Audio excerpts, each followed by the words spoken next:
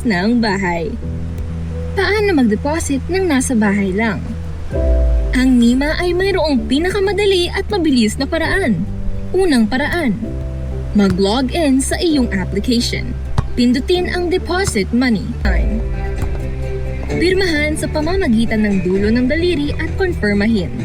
Pagkatapos, hintayin hanggang sa ito ay ma-authorize.